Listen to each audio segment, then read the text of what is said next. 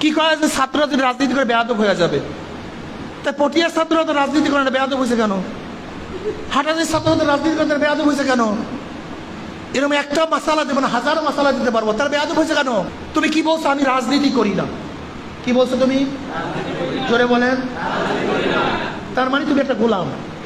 আমি রাজনীতি করি, আমি বাদশা। বুঝাতে পারি নাই?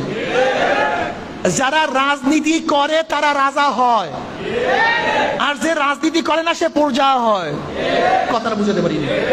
রাজনীতি করতে করতে কি হয়? কথা বলেন না কেন? রাজনীতি করতে করতে যারা রাজনীতি করে না, আমি রাজনীতি করি না, আমি কে? আর যে রাজনীতি করি, তার মানে তোমার গলার মধ্যে গোলামের জিঞ্জির পড়ায় দিছে। তোমার গলার মধ্যে গোলামের জিঞ্জির পড়ায় দিছে। আমি রাজনীতি করি না, জীবনভর ফাসিকদের গোলামি করবি। জীবন মুসলমান আলেমরা কি গোলামের জাত না বাদশার জাত? বাদশার জাতকে গোলাম বানায় দিস। আমি রাজনীতি করি না, অর্থাৎ তুমি গোলামি করতে ভালো পাও, বাদশাহী করতে ভালো পাও না। গোলামের জাত গোলাম, আমরা গোলাম না, আমরা বাদশা। রাজনীতি করতে করতে রাজা হয়, আর যে রাজনীতি করে না সে প্রজা হয়। কি করা যে ছাত্ররা যদি রাজনীতি করে বেয়াদব হয়ে যাবে, তাই পটিয়ার ছাত্ররা তো রাজনীতি করে না, বেয়াদব হয়েছে কেন? হাটাদের ছাত্ররা তো রাজনীতি করে বেয়াদব হয়েছে কেন? এরকম একটা মশালা দেবো না, হাজারো মশালা দিতে পারবো, তার বেয়াদব হয়েছে কেন? বরং তুমি তাদেরকে সুশৃঙ্খল আদর্শ শিক্ষা না দেওয়ার কারণে যার যা মত সেইটা সে বাস্তবায়নের চেষ্টা করে। আমি কথাটা বুঝাতে পারি? এর জন্য আমি মনে করি এই দেশ আমাদের, এই সমাজ আমাদের 92% মুসলমানদের দেশে। আজকেও যদি বলা হয় 2024-এ বোরখা পরবে কেন, 92% মুসলমানদের দেশে, আর তুমি এখানে বসে বসে সাল্লাল্লাহ আর আল্লাহ আল্লাহ করো, তোমার চেয়ে বড় জালেম আর দুনিয়াতে থাকতে পারে না।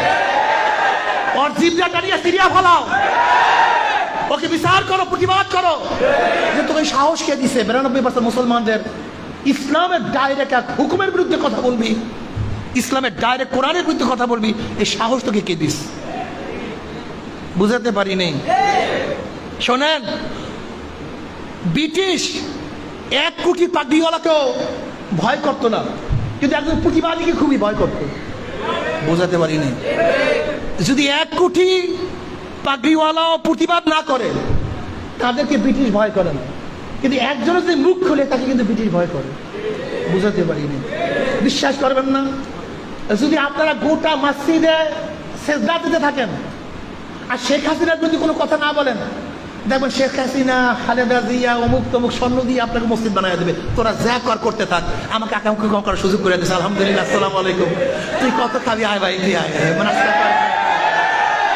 তোরা মসজিদে থাক, কোনো টেনশন নেই, মসজিদে থাক, কিন্তু আমাদের আকামের কথা কেউ বলবি না। খবরদার, আমরা যা করি আমাদেরকে করতে নেই। তোরা মসজিদে জিকির করার ব্যবস্থা করে দিছি না, তোরা ওয়াজ নসিহতের ব্যবস্থা করে দিছি না, তোদের হাদিয়া তো বাবা তোর ব্যবস্থা করে দিছি না। আমরা কেসুনি করি, আমরা একটু টাকা পাচার করি, আমরা একটু গুন্ডামি করি, জুলুম করি, অত্যাচার করি, আয়নাগর করছি, এগুলি কবি কেন? তোরা হুজুর ওখানে থাক।